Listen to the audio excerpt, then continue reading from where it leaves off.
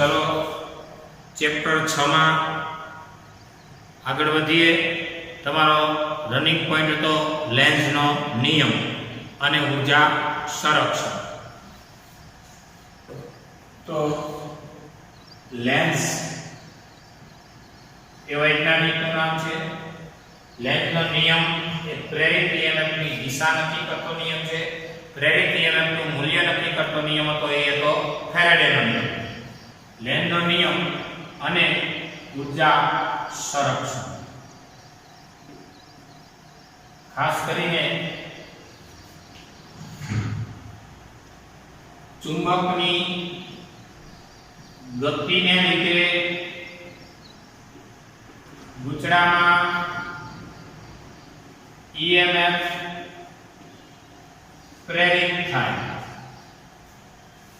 गूंचळामां EMF प्रेरित थाय अने प्रेरित प्रवाह मळे। आ प्रेरित प्रवाह नी दिशा ए दिशामां मळे के जेथी चुंबकनी गतिनो विरोध करे। आ प्रेरित प्रवाह नी दिशा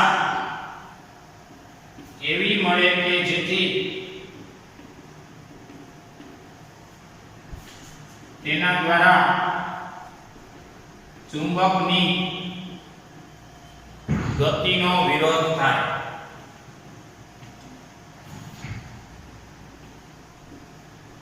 आ नियम ने लेंज नो नियम कहेवाय। विरोधक नियम जो आ गूंचळू छे राइट एक हटाववानुं। आ गूंचळानी आरे संवेदनशील एवुं गैल्वेनोमीटर जोड़ी दीधुं। हवे गूंचळानी नजीक तमे चुंबकनो N के S लई जई शको छो। धारो के N लई गया तो चुंबकनी गति थाय छे गूंचळा तरफ राइट। गूंचळामां ईएमएफ प्रेरित थाय छे कारण के फ्लक्सनो फेरफार करवाથી તો થવાનો છે અને પ્રેરિત પ્રવાહ મળે છે। આ પ્રવાહની દિશા એવી મળે જેથી તેના દ્વારા ચુંબકની ગતિનો વિરોધ થાય। એટલે n લઈ જાઓ તો હામો વિરોધ કરતું n ઉત્પન્ન થાય એટલે n आ दिशा में प्रेरित प्रवाह। आज रीते आज गूंचळू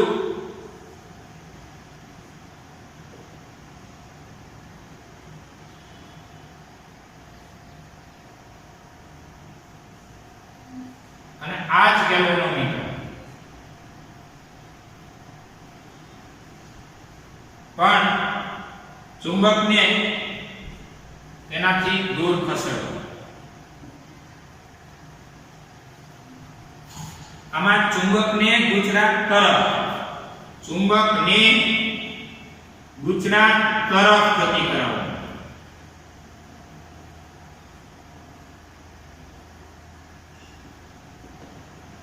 जी गैल्वेनोमीटर तो n एनो प्रकाशन। हवे चुंबक ने गूंचळाथी दूर लई जाओ।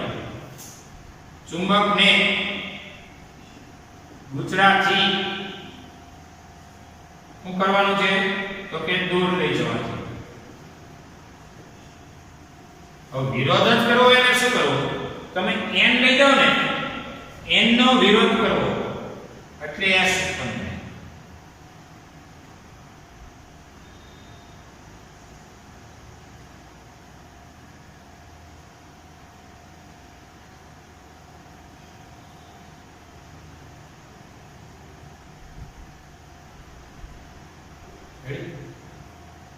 टूंकमां नजीक जाओ तो n उत्पन्न थाय।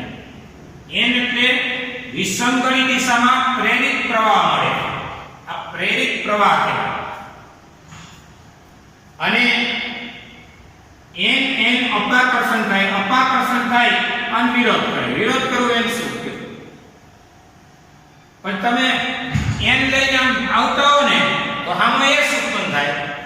અને s ઉત્પન્ન થાય તો ns આકર્ષણ કરે અને આકર્ષણ કરે અને તમારી ગતિ તો રોકી દે, તમારી ગતિનો તો વિરોધ જ કરે. તમને કે જાઓ અહીંથી આવતા હોય તો તમે કે તમને એમ કહે કે અહીંયા આવતા નહીં, રોકી દે.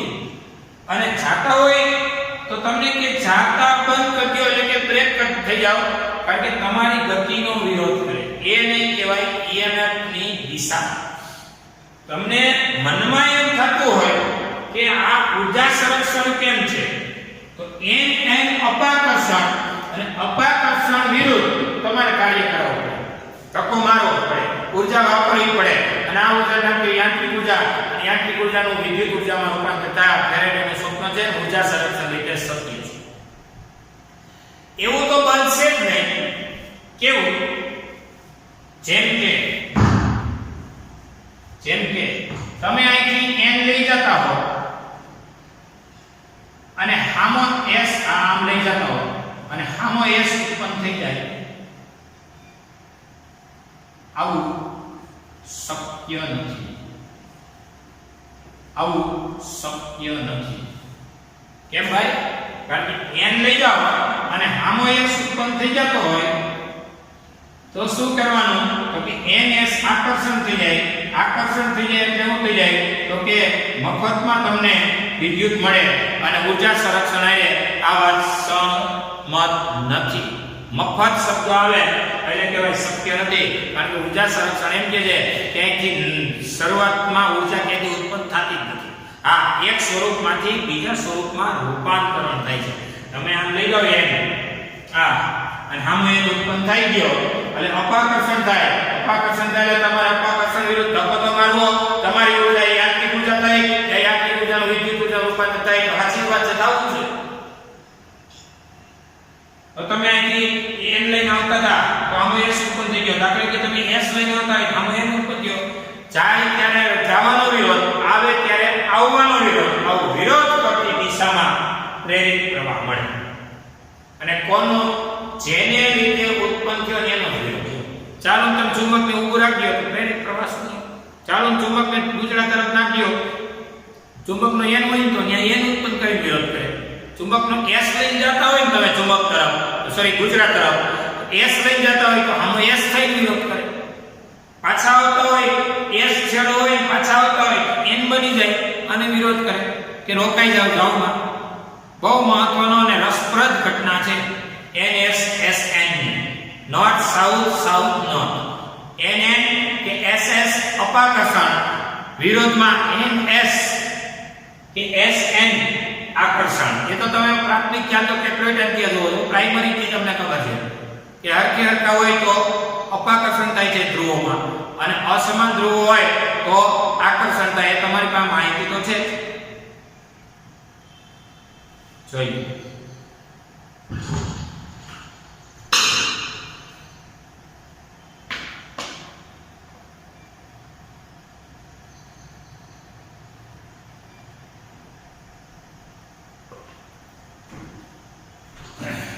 ચલો ઉદાહરણ 6.4.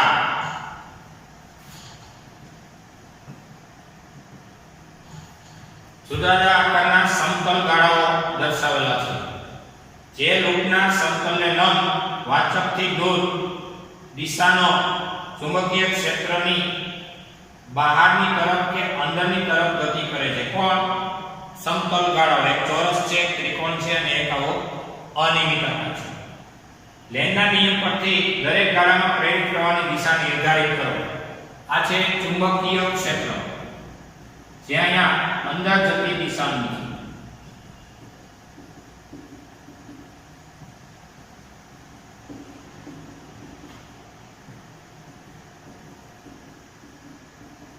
આ છે ચુંબકીય ક્ષેત્ર. હવે આ છે ચોરસ લૂપ.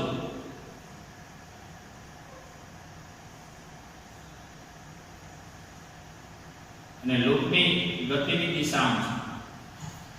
લૂપનું નામ છે A B C D. Loop ABCD ગતિયાંક છે. આ છે ત્રિકોણાકાર લૂપ.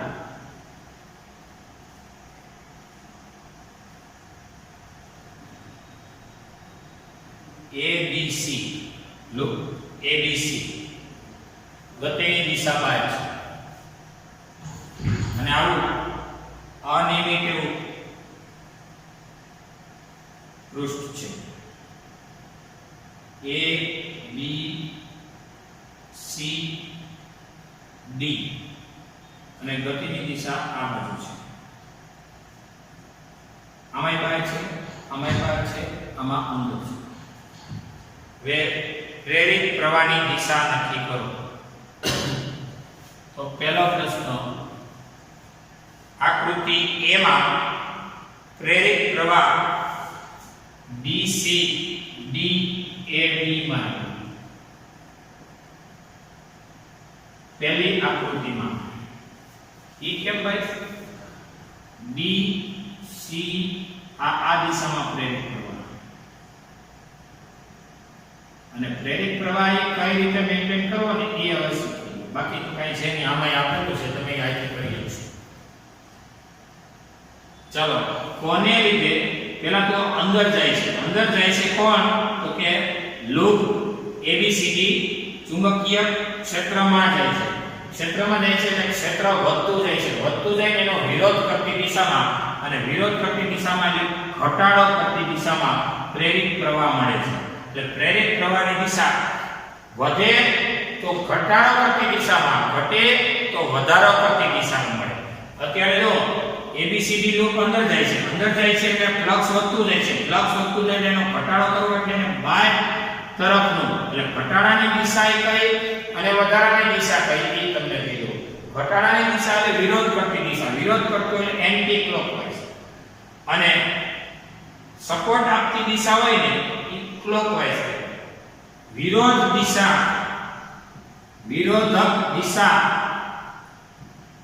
એટલે વિષમઘડી, અને વિરોધક દિશા નો ઊંધું તમને વિરોધક દિશા એટલે કઈ? તો કે વિષમઘડી, અને સમઘડી સપોર્ટેડ દિશા છે, એને લાગુ પડતી દિશા એ સમઘડી. તો અહીંયા ABCD લૂપ છે, ફ્લક્સમાં વધારો થાય છે. પ્રથમ આકૃતિમાં લૂપ ચુંબકીય ક્ષેત્રની અંદર દાખલ થાય છે ને ભાઈ, આ નહીં લેવો, એનો જ કે છે કે અંદર આવી રહી છે, અંદર દાખલ થાય છે, જે શું કરવા માંગે છે? અંદર દાખલ થાય છે જે ફ્લક્સનો વધારો કરી રહી છે.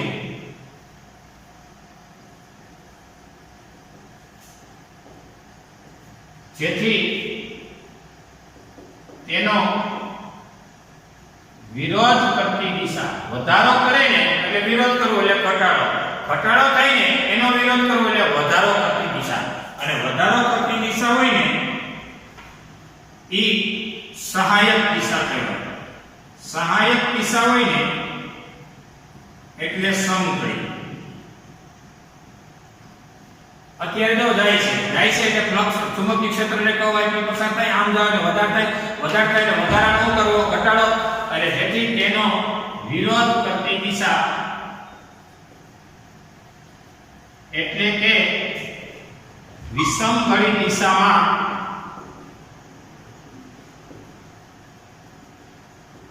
પ્રેરિત પ્રવાહ મળે. અને વિષમઘડી દિશા એટલે કઈ? એટલે કે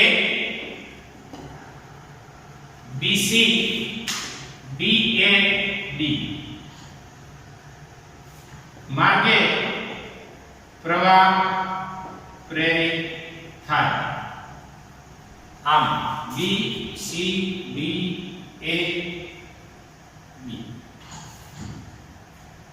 આ પહેલી આકૃતિ છે. વાત કરી બીજી આકૃતિ, આ બીજી આકૃતિ છે તમારી. હવે એક બીજી બીજી આકૃતિમાં શું થાય છે? તો કે બીજી આકૃતિમાં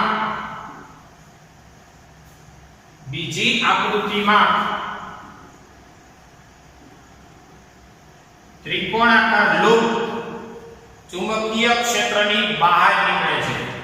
ત્રિકોણાકાર લૂપ ચુંબકીય ક્ષેત્રની બહાર નીકળતી હોવાથી ત્રિકોણાકાર લૂપ ક્યાં છે? ચુંબકીય ક્ષેત્રની બહાર નીકળી રહી છે. બહાર નીકળતી હોવાથી ફ્લક્સમાં ઘટાડો થાય છે. વાટિયાથી બહાર નીકળે ફ્લક્સ ઘટે અને ફ્લક્સમાં ઘટાડો થાય છે. જો અહીંયા વધારો થાય છે એમ બદલે ઘટાડો થાય છે. જેથી તેનો વિરોધ કરતી, કારણ કે લેન્ઝનો નિયમ છે ઘટે તો વધારે દે, વધે તો ઘટાડી દે, જેનો વિરોધ કરતી દિશા એટલે કે હવે આનો વિરોધ કરતી દિશા એટલે ઘટાડાનો વિરોધ કરતી દિશા એટલે કે વધારો કરતી દિશા, અને વધારો એટલે સહાયક દિશા. સહાયક દિશા એટલે સમઘડી, અને સમઘડી એટલે B A C B એટલે કે સહાયક કૌંસમાં સમઘડી દિશા માં પ્રેરિત પ્રવાહ મળે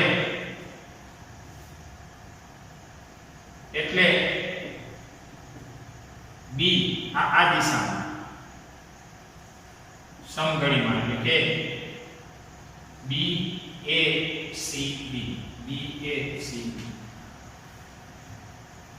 આ તમારો જવાબ છે. આમાં આ તમારો જવાબ છે. કાળજી રાખવાની તમારે છે. આ પહેલો બીજો. હવે ત્રીજો. આકૃતિ 3 શું થાય છે? બહાર નીકળે છે. બહાર નીકળે એટલે શું થાય? ફ્લક્સમાં ઘટાડો. આની જેવું છે. ફ્લક્સમાં ઘટાડાનો વિરોધ કરવો એટલે શું કરાય? તો કે વધારો કરવાનો. વધારો કરવાની દિશા શું થાય? સમઘડી. જે CD A B C CD A B C same arcs. ત્રીજી આકૃતિ બહાર નીકળે છે એટલે કહેવાય ત્રીજી આકૃતિમાં લૂપ. આ ત્રીજી આકૃતિમાં લૂપ શું થાય છે? બહાર નીકળે છે. બહાર નીકળે એટલે શું થાય? બોલો, બહાર નીકળે એટલે શું થાય? ફ્લક્સમાં ઘટાડો થાય. એટલે ફ્લક્સ ઘટે, અને ફ્લક્સ ઘટે તો એનો વિરોધ કરતી દિશામાં એટલે કે વધારો કરતી દિશામાં, અને વધારા દિશા કહેવાય સહાય, એટલે તેનો વિરોધ કરતી દિશા ઘટાડાનો વિરોધ કરે એટલે વધારો, એટલે તેનો વિરોધ કરતી દિશા સહાયક કૌંસમાં સમઘડી માં પ્રેરિત પ્રવાહ મળે. ફાઇનલ કહેવાય. તમારી એક સૂક્ષ્મ જોઈ લો ક્યાં છે? CD A B C CD A B C એટલે C D A B ને C આ રીતે કરવાનું. C થી D થી A થી B થી C સમઘડી. આમાં એક સમઘડી, આમાં વિષમઘડી. રેડી થાય છે ભાઈ? જોઈ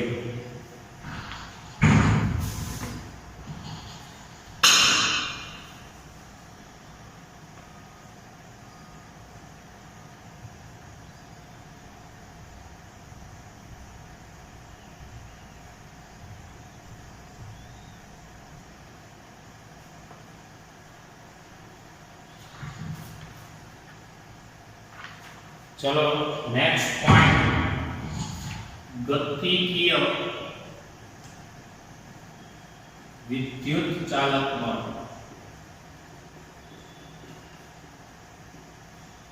पहला तुमने એ સમજાવી લો કે સળિયો L લંબાઈનો સળિયો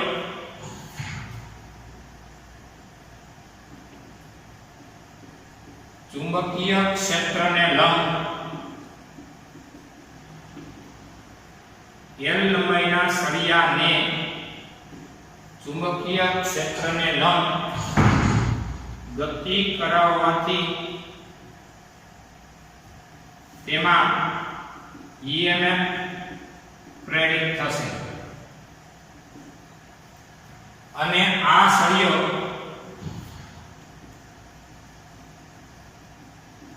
બેટરી તરીકે વર્તશે. કઈ રીતે? જો ચુંબકીય ક્ષેત્ર છે ને અહીં બોર્ડના સમતલને લંબ અંદર જતી દિશામાં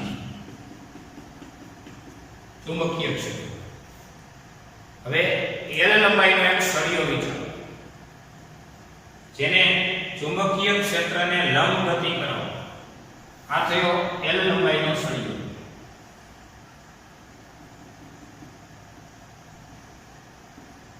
જેની ગતિ એટલે કે જેનો વેગ v છે. આ L લંબાઈનો સળિયો ચુંબકીય ક્ષેત્રને લંબ v વેગથી ગતિ કરે ત્યારે એમાં રહેલા વીજભાર પર બળ લાગે F બરાબર q કૌંસમાં v ક્રોસ b એટલું ફોર્સ લાગે અને પહેલી આંગળી વેગની દિશામાં બીજી આંગળી b ની દિશામાં બળ લાગે ઉપર આ દિશામાં ફોર્સ લાગે અને જે દિશામાં ફોર્સ લાગે એ ફોર્સને કહેવાય ચુંબકીય ક્ષેત્ર. કારણ કે ચુંબકીય ક્ષેત્રને લીધે જ આ b વેક્ટર છે અંદર જાય છે શું છે b વેક્ટર છે. આ ચુંબકીય ક્ષેત્ર b વેક્ટર ને લંબ v વેગથી ગતિ કરતો સળિયો જેની ઉપર બળ લાગે વીજભાર પર બળ લાગે. વીજભાર પર બળ લાગે તો F બરાબર QE બળનું સૂત્ર થાય વીજભાર પર લાગતું બળ F બરાબર QE. તમને કહે કે ઇલેક્ટ્રિક ફીલ્ડ આવી ગઈ ચાલુમાં મેગ્નેટિક ફીલ્ડમાં સળિયો ગતિ કરે તો F બરાબર QE આ ઇલેક્ટ્રિક ફીલ્ડને ધ્યાનમાં લેવાની મેગ્નેટિક ફીલ્ડને ધ્યાનમાં લેવાની છે. એમાં વીજભાર Q એ ઋણ હોય તો ફોર્સ લાગે એ અત્યારે તમારો જે દિશા છે ને એની વિરુદ્ધ દિશામાં ઇલેક્ટ્રોન શું થાય તો કે આ વખતે ઇલેક્ટ્રોન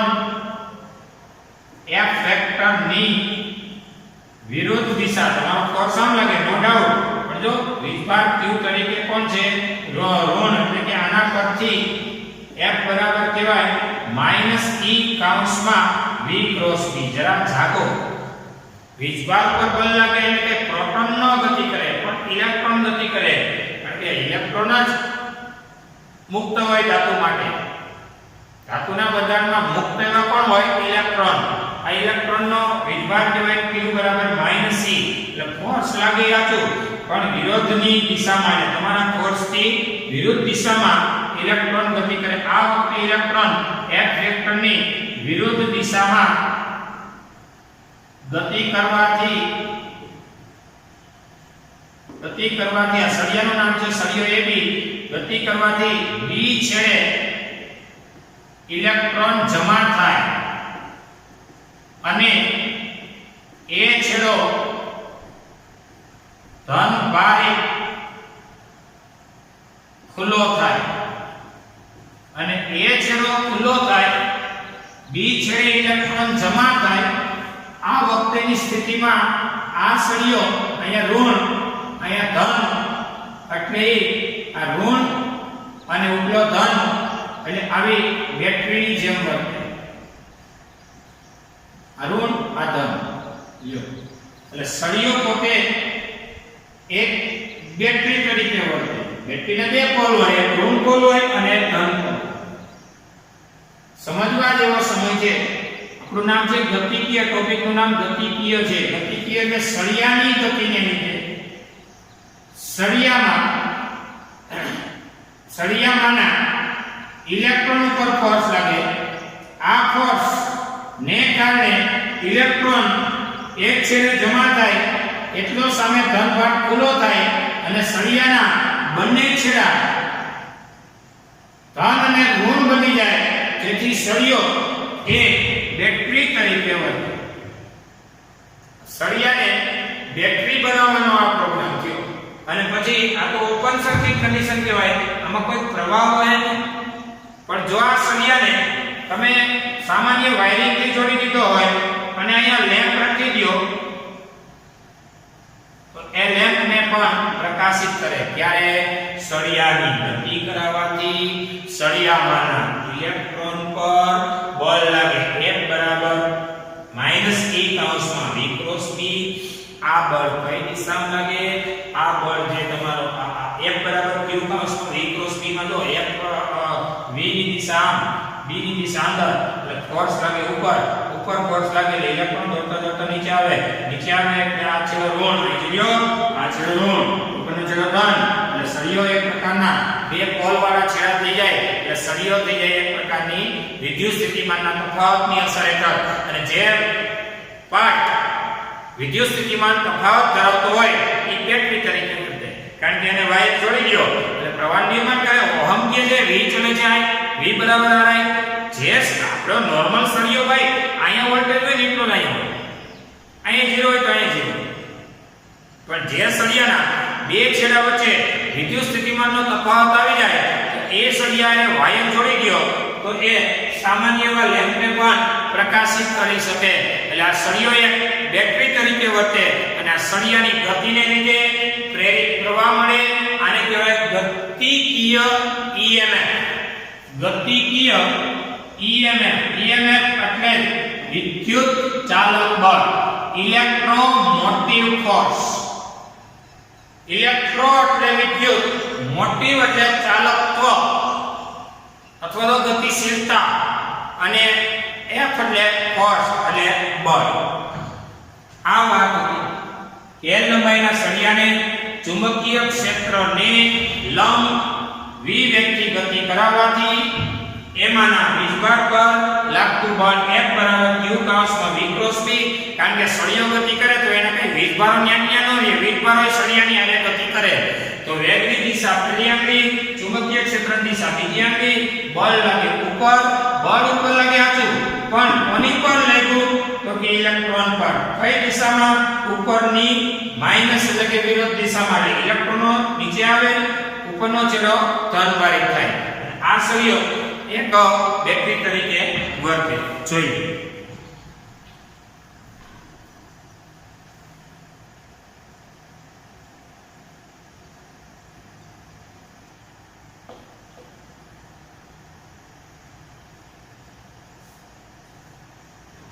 ચાલો હવે તમારી પાઠ્યપુસ્તક પ્રમાણે આવી કોઈ સમાન ચુંબકીય ક્ષેત્ર ની ક્ષેત્ર રેખાઓ બોર્ડના સમતલને લંબ અંદર જતી દિશામાં દોરું છું.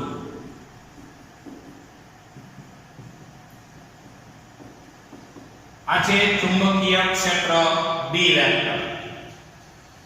હવે U આકારની એક ફ્રેમ લો, કેપિટલ U આકારની એક ધાતુની ફ્રેમ લો.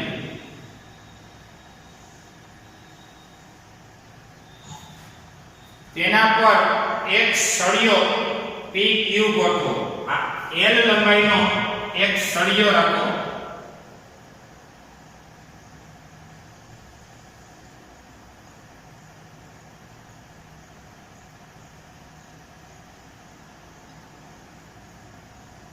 L લંબાઈનો સળિયો હાલમાં x અંતરે છે.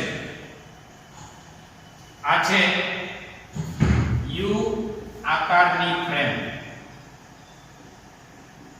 ધાતુની ફ્રેમ.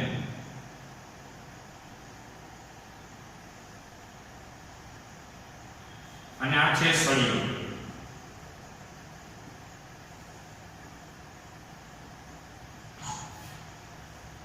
હવે શું કરવાનું છે કે સળિયાને ગતિ કરાવો. જો ગતિશીલ સળિયાને વિવેગથી ધક્કો કરો. કોની પર? ફ્રેમ ઉપર. આ ઘર્ષણ સ્વરૂપે અને એના કારણે ઉષ્મા સ્વરૂપે ઊર્જાના વ્યયને આપણે હાલમાં અવગણી છે. તો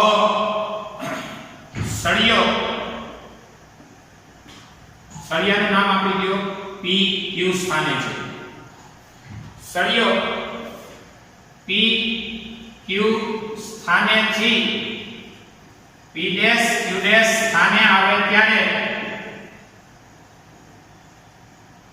હાલો પી ડેશ ક્યુ ડેશ સ્થાને લાવીએ.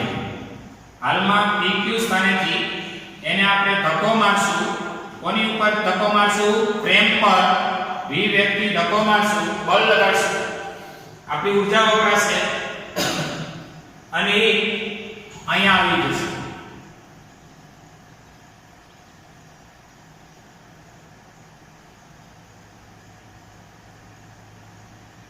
પી ડેશ ક્યુ ડેશ સ્થાને આવી જશે. આ x છે, આ ટૂંકમાં x1 છે. અહીંયા પહોંચી જશે અને x2 કહેવાશે. એટલે અહીંથી આટલું જેને કહેવાય ડેલ્ટા x નું નિર્માણ થાય. ડેલ્ટા x ને કહેવાય સ્થાનાંતર. ડેલ્ટા x એ સ્થાનાંતર બતાવે છે. એટલે x1 જેથી x2 એટલે x2 માંથી x1 બાદ કરો એટલે ડેલ્ટા x એટલું સ્થાનાંતર બતાવે છે. સળિયો pq સ્થાનેથી p' સ્થાને આવે ત્યારે ડેલ્ટા x જેટલું સ્થાનાંતર બતાવે છે અથવા તો સ્થાનાંતર કરે. આ વખતે ડેલ્ટા t જેટલો સમય લાગે.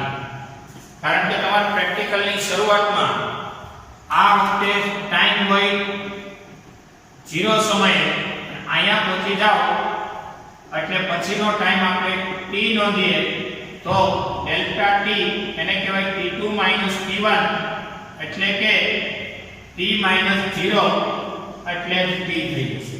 સમયગાળો એ ડેલ્ટા t એટલે t. હવે શું થશે તો કે હવે ફેરેડેના નિયમ પરથી પ્રેરિત EMF એટલે minus delta phi by delta t યાદ કરો. અને આ ગુજરું એક આકારનું થઈ ગયું, કઈ n આકારનું નથી. બંધ પરિપથ થઈ ગયો p q, એના નામ દો r, અહીંયા નામ દો s. હવે તમે જરા તમારી પાઠ્યપુસ્તકમાં નજર કરજો. તમને દર્શન થાય પ્રવાહના. આપણે ભણ્યા છીએ ને આની આગળના ટોપિકમાં ભણ્યા કે ભાઈ અંદરના વીજભાર પર બળ લાગે, આ બળનું સૂત્ર શું થાય તો કે આ બળનું સૂત્ર થાય F બરાબર Q કૌંસમાં V ક્રોસ B. હવે આ F બરાબર Q કૌંસમાં V ક્રોસ B મુજબ ફોર્સ લાગે, V આમ છે, D આમ છે, ફોર્સ ઉપર લાગે. ઇલેક્ટ્રોન ક્યાં આવે તો F બરાબર માઈનસ E કૌંસમાં V ક્રોસ B. ઇલેક્ટ્રોન નીચે આવે, ઇલેક્ટ્રોન નીચે જમા થાય. આ છેડો ઋણ, આ છેડો ધન. ગતિ ચાલુ કરાવે એટલે આ ઋણ, આ ધન, અને એને લીધે પ્રેરિત પ્રવાહની દિશા આમ થાય. સળિયાને આમ ગતિ કરાવો છો. તમારી પાઠ્યપુસ્તકમાં જો એનાથી ઊંધું છે, બરાબર જ સાચું છે. આપણે સળિયાને બહાર કાઢી છે, એ સળિયાને અંદર દાખલ કરે છે. અંદર દાખલ કરે તો પ્રેરિત પ્રવાહ એ આપણા એરાનો ઊંધો એરો આવે. આપણે સળિયાને બહાર કાઢી છે તો પ્રેરિત પ્રવાહ આપણામાં એન્ટી ક્લોકવાઇઝ આવ્યો. તમારી પાઠ્યપુસ્તકમાં જો સળિયાને આમ દાખલ કરે છે, આ બાજુ ડાબી બાજુ, આપણે સળિયાની જમણી બાજુ લઈ જઈએ છીએ. PQ માંથી P' લઈ જાય છે. એ ટેક્સ્ટબુક વાળા અહીંથી આમ લઈ આવે છે. આમ લઈ આવે એટલે પ્રેરિત પ્રવાહ ક્યાં મળે તો તમને અહીંયા મળે છે એની વિરોધ કરતો. એટલે એમાંય સાચું છે, નામાંય સાચું છે, ક્યાંય લોચો મારવાનો નથી. આ ઋણ થાય ના ધન થાય અને બેટરી થઈ ગઈ ને આવી એક ઋણ નાળી, નીચેનો ઋણ ઉપરનો ધન એટલે આ બેટરી થઈ ગઈ અને પ્રેરિત પ્રવાહની દિશા થઈ ગઈ. ફેરેડેના નિયમ પરથી E બરાબર minus d phi by dt અથવા તો delta phi by delta t અને phi એટલે d.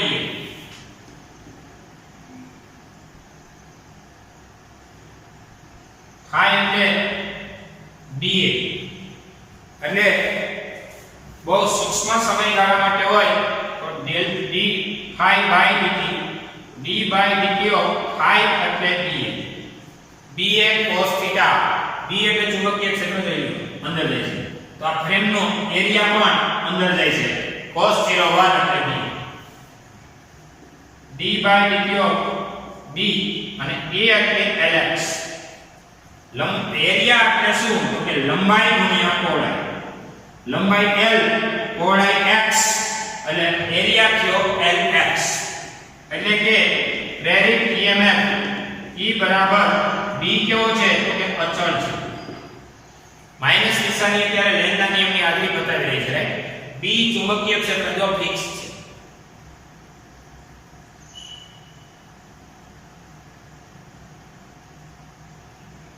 છે l સળિયાની લંબાઈ બતાવે છે હા તમે x માં ફેરફાર કરી રહ્યા છો આમ જાઓ તો x મોટો થઈ જાય આમ જાઓ તો x નાનો થઈ જાય dx by dt અલગ ફાઇનલ E બરાબર dl dx by dt ની કહેવાય વેલોસિટી બેટરીનો EMF E બરાબર થઈ ગયો blv માઈનસ નિશાની એ લેન્ઝના નિયમની હાજરી બતાવે છે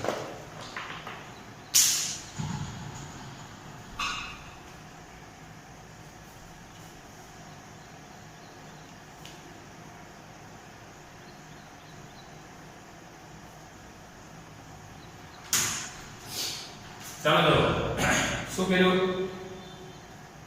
ચુંબકીય ક્ષેત્રને લંબ કેપિટલ U આકારની એક ફ્રેમ ગોઠવી જેમાં આ ફ્રેમ પર સળિયો ફેંક્યો ગોઠવો આ સળિયાને v વેગથી આગળ કે પાછળ ગતિ કરાવી શકાય અને આ સળિયાને U આકારની ફ્રેમ પર ગતિ કરાવવાથી ગતિને લીધે ઘર્ષણ દ્વારા ઉદ્ભવતી ઉષ્માને અવગણ્ય કરેલ છે આ મહત્વનું હવે આ સળિયાને ગતિ કરાવવાથી સળિયામાંના વિભાગ પર બળ લાગશે આ બળ F બરાબર q કાઉન્સમાં v ક્રોસ v મુજબ લાગશે તેથી ઇલેક્ટ્રોન એક છેડે જમા થવાથી સામેના છેડે એ ધન ભાર ખુલ્લો થશે આ સળિયો બેટરીની જેમ વર્તશે અને પ્રેરિત પ્રવાહ મળશે તો આ બેટરીની જેમ વર્તે તો એ બેટરીનો EMF કેટલો હતો કે E બરાબર blv એની સાબિતી શું તો કે ફેરાડેના નિયમ પરથી d phi by dt phi એટલે ba b a એટલે લંબાઈ ગુણ્યા પહોળાઈ એરિયા એટલે લંબાઈ ગુણ્યા પહોળાઈ એમાંથી અચળ હોય બહાર કાઢો x તો તમને દેખાય છે જાણીતી રીતે આગળ કરો પાછળ કરો x માં હું કાઈ ઘટઘટ એટલે dx by dt ને કહેવાય વેલોસિટી એટલે E બરાબર blv ટૂંકમાં સળિયો blv EMF વાળી બેટરીની જેમ વર્તે છે આ હતી તમારી માહિતી છતાં આપણે આગળના લેક્ચરમાં એકવાર એનો રિકોલ આપી દઈશું હવે ડેલી ટેસ્ટ નંબર ઉદાહરણ નંબર 4 અને લેન્ઝનો નિયમ ડેલી ટેસ્ટમાં લેન્ઝનો નિયમ અને ઊર્જા સંરક્ષણ આ ડેલી ટેસ્ટમાં જ નાખતો આ પછીના લેવલે તમારે તૈયારીને અંતે ડેલી ટેસ્ટમાં નાખશો એકવાર રિકોલ આપ્યા બાદ લેન્ઝનો નિયમ અને ઊર્જા સંરક્ષણ અને ઉદાહરણ નંબર 6.4 આ તમારી ડેલી ટેસ્ટ છે રેડી આ ટોપિક ને નેક્સ્ટ લેક્ચરમાં આપણે રિકોલમાં લઈ પછીના પોઈન્ટને આગળ વધારશું તો આ વાત હતી તમારા લેન્ઝના નિયમની અને ઊર્જા સંરક્ષણની અને આ જે ડેલી ટેસ્ટ છે બધી અહીંયા આપણો લેક્ચર